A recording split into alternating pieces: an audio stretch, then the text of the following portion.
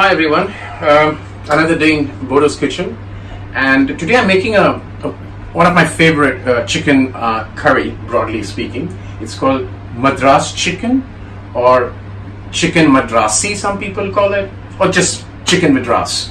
Madras is the erstwhile name of currently Chennai from Tamil Nadu. Now why am I making this dish? The reason I'm making this dish is I got my hand on this, which is a homemade curry powder for Madras chicken. So a friend of mine got it, right? This is from India. So because I have this, I don't like to make with artificial ones. So I'm going to make this with this, and it's a very special way of cooking the chicken. So if ingredient wise, obviously I need the Madras chicken curry powder. I'm going to use Kashmiri red chili. I'm going to marinate the chicken first with these two ingredients and a dash of lime, a little bit of yogurt to cut the heat,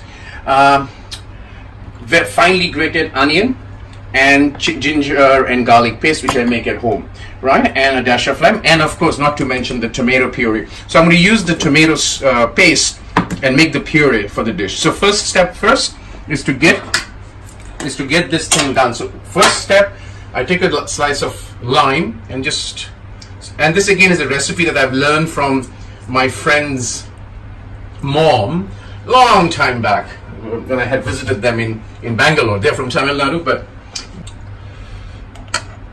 the Madras curry powder, and it's homemade. It's got all the best of flavors. You know, it's nothing artificial in there. Really a good load.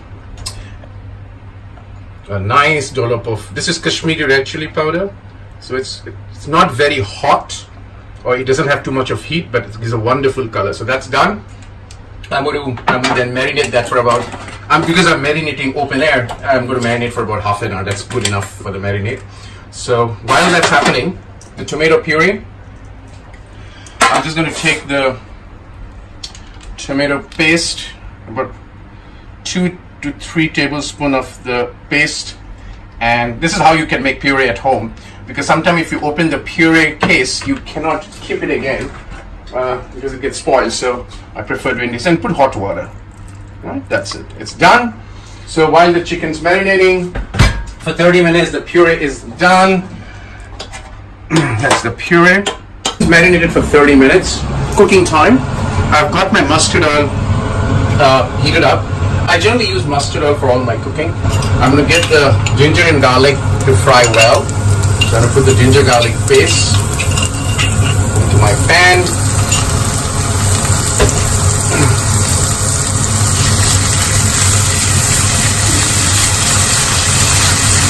So this has to be fried well.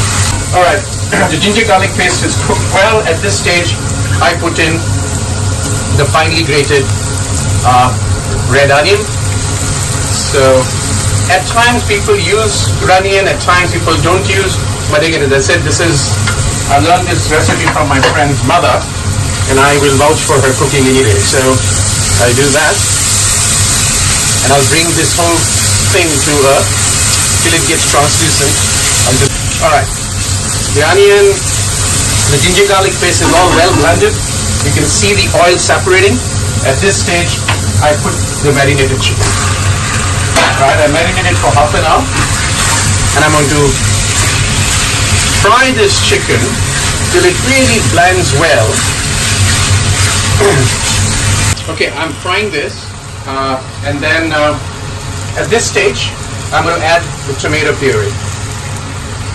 Right. I am putting salt as I go, and I'll do the final salt test later. But be careful with the salt. The tomato puree goes in. I'm going to use just one tablespoon of yogurt, just to cut away the heat of the food, right? Of the chili, of the red chili, if at all. I mean, you can avoid not to put that, and it also gives a thickish texture to the. So I'm going to fry this now and then cover it to see how much water it loses, and then take it on from there, and we come back again. So I've got this, no water added. As you can see, I just added the tomato and the yogurt, and it's just cooking in its own sauce, right? So I've done it for about 6 minutes to get an idea of how much water is there. At this stage, I'm going to add 1 chopped green chili and 1 chopped red chili, right? So that goes in. At this stage, I will do a bit of a salt test. Perfect salt, no salt needed. It's going to cook on its own thing. I'm going to set my timer now for 15 minutes. And I'm going to let it cook.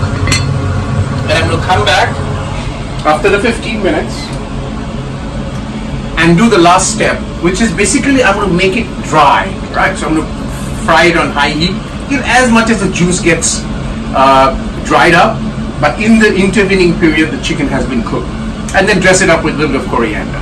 We'll come back to that. Okay, my chicken, I've cooked it now for 20 minutes. I've increased another 5 minutes.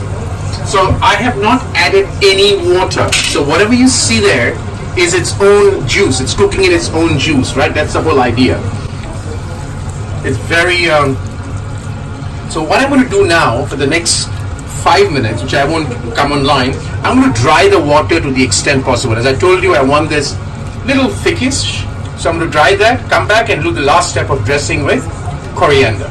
As you can see, it's all dried up. It's beautiful. I like it very thickish.